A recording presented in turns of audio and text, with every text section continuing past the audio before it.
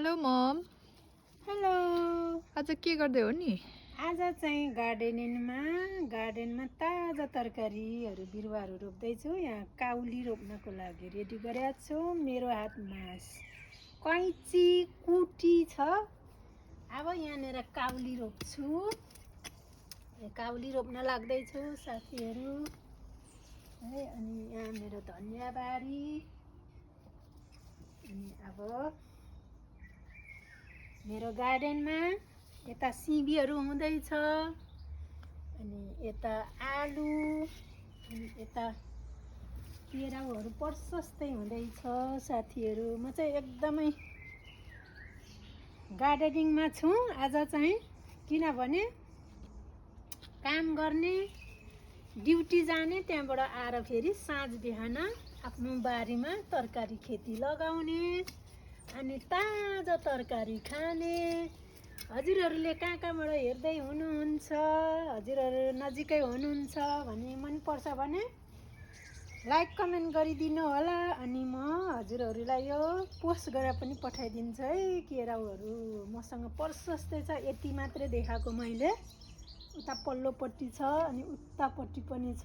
यता धनियाँ फुल्दैछ। हजुरहरू काम गरे के नै हुँदैन र। अनि हाम्रो बाइबलले भन्दछ काम नगर्नेले खाना पनि नखाओस् भनेको छ है साथीहरू। यता म चाहिँ एकदमै, मलाई चाहिँ एकछिन बस्नु मन पर्दैन, मलाई काम गर्नुपर्छ।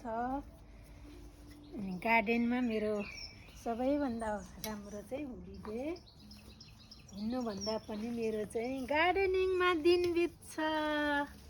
Gardening by by. यता नि हेरौँ न के छ। यतातिर अब केराउ मकै रोपेको छु। अनि उतापट्टि इस्कोली छ। अब 1 महिनापछि चाहिँ मेरो गार्डनमा फेरि भक्कक्क फुल्छ, मकै फल्छ, काउली फल्छ, सिमी फल्छ। अनि यो चाहिँ यत्रो ठुलो भएको छ है फेरि यो चाहिँ। भन्दा ठुलो छ त। म भन्दा नि ठुलो छु। यति माथि म पुगिसकेको चाहिँ पुरा गम्बुटमा छु है साथीहरू। म चाहिँ गार्डनिङ फार्मरिङमा नै छु है। मेरो गम्बुट। By by. ठिक छ है फार्म।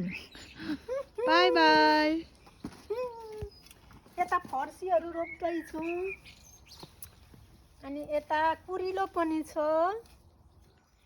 अब मकै पनि हुँदैछ। By by. By by.